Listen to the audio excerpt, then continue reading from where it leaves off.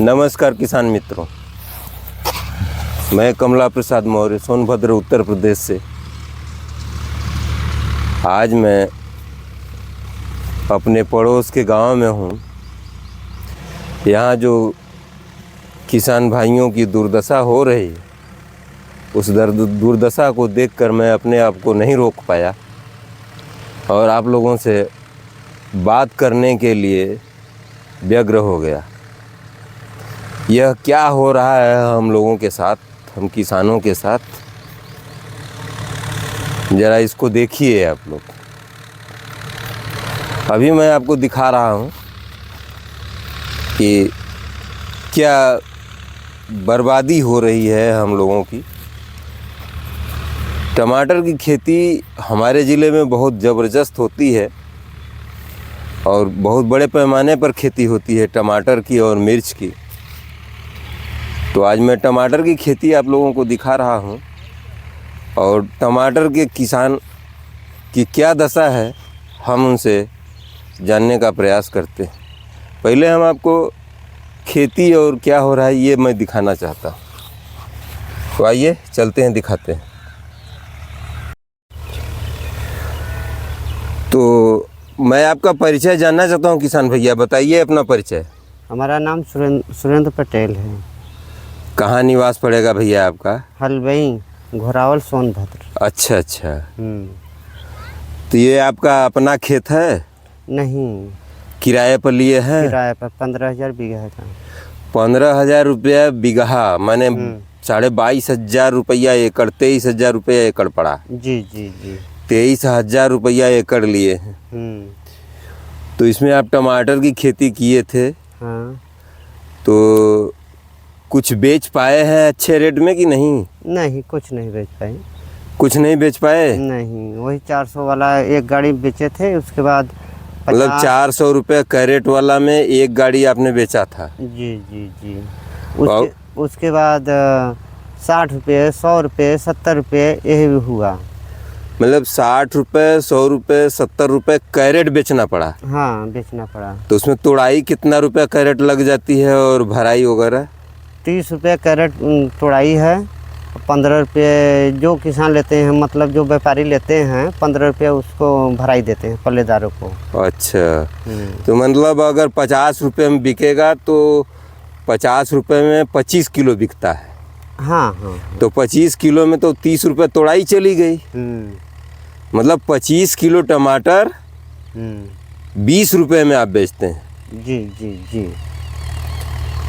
तो मैं देख रहा हूँ कि आप अपने खेत में जो टमाटर की फसल लगी हुई थी, इसमें रोटावेटर चलवा करके गेहूं बो रहे हैं। गेहूं बो रहे हैं। तो आज 6 जनवरी को आप बो रहे हैं, तो क्या उम्मीद है कुछ हो पाएगा? पानी का व्यवस्था है यहाँ? पानी यही नहर आई है, नहर से एक पानी भरेंगे। हाँ। उसके बाद बगल में बोरिंग है, एक आध पानी अगर दे देंगे तो हो जाएगा, नहीं भगवान के सहारे है सब। अच्छा। जो होगा तो भगवान देंगे। तो इसमें लागत लगभग कितनी आती है एक एकड़ की खेती करने में? अब ये मान लीजिए कि एकड़ तो हम नहीं जानते हैं। बीघा में, एक बीघा की खेती करने में कितना लागत लग जाता है? कम से कम 15,000। कम से कम 15,000 तो लागत लगी जाती है। हाँ, कम से कम 15,000। और 15,000 खेत का? हाँ, 30,000 हुआ। तो 30-35 हज़ार से कम तो लगता नहीं। नहीं, 40,000 मान लें कि आप लागत लगा। तो 30 का, हाँ, दवाई सब लगता है इसमें। हमने देखा था कि आप घास की दवाई भी छिड़के थे। हाँ, घास वाली दवाई छिड़के। तो सब 40,000 के आसपास लागत आपकी आई।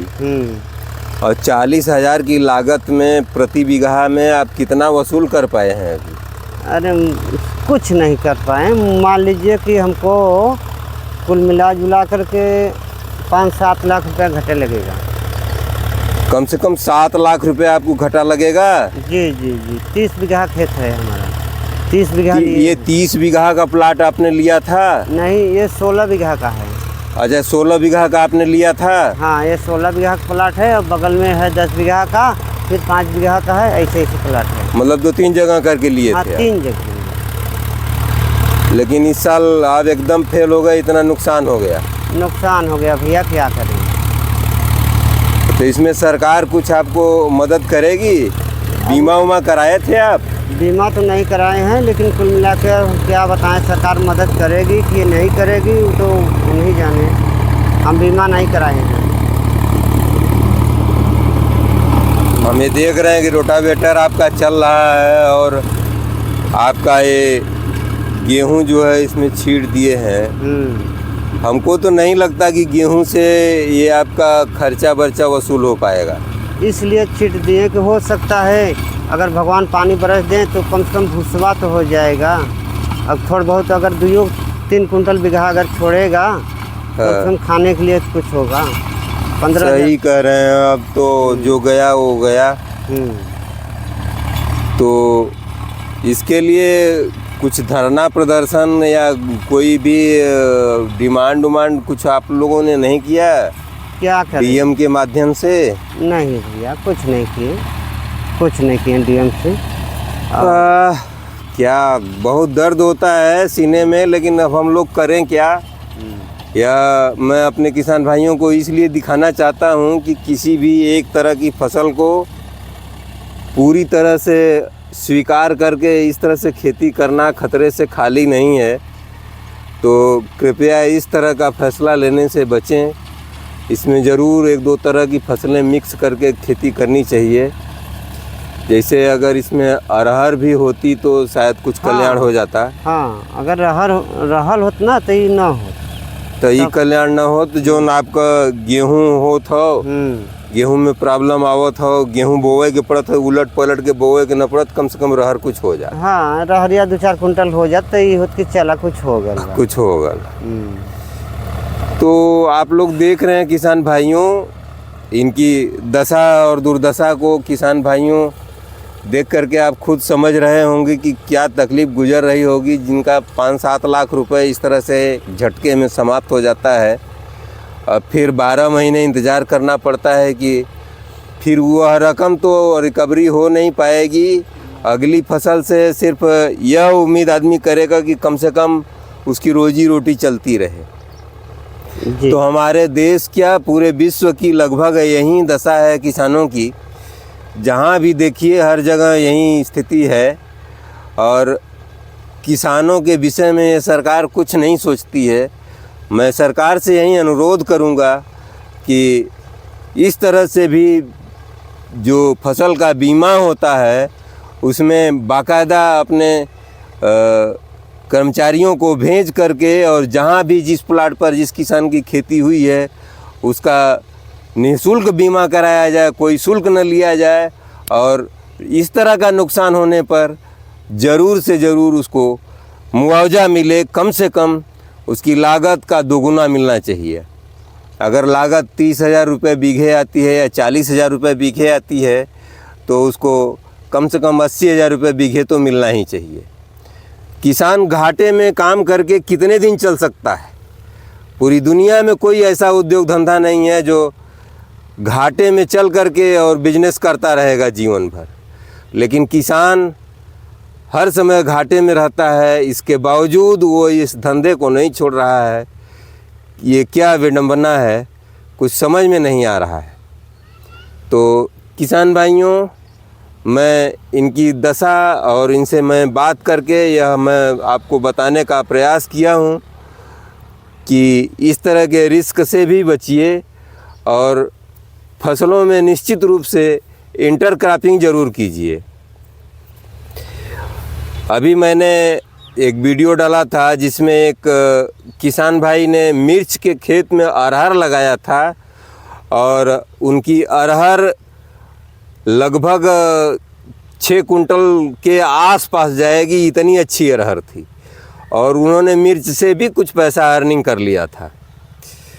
बहुत ज़्यादा तो नहीं कमाए थे लेकिन फिर भी कुछ कमाए थे।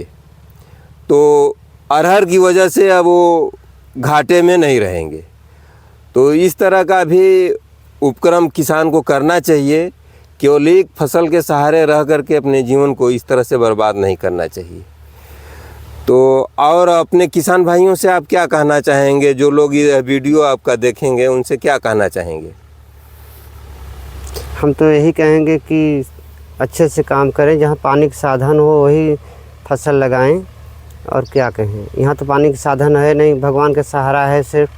जी जी जी। हाँ, यही नहर आई है, अगर नहर 2-4 दिन 6 दिन चलेगा तो गेहूँ सिंचा जाएगा जो बोए हैं। अगर नहीं नहर नहीं चल पाएगी तो कोई चारा नहीं है। कोई चारा नहीं। वही नहर के सहारा है बस। चलिए भैया, आपने समय दिया हमारे चैनल को और किसान भाइयों को ये बताया, इसके लिए आपको बहुत बहुत धन्यवाद। आगे आपकी फसल यह कामयाब हो, यही हमारी कामना है। इसी के साथ मैं यह वीडियो समाप्त करता हूँ और किसान भाइयों को हमारा नमस्कार, धन्यवाद। जय जवान जय किसान।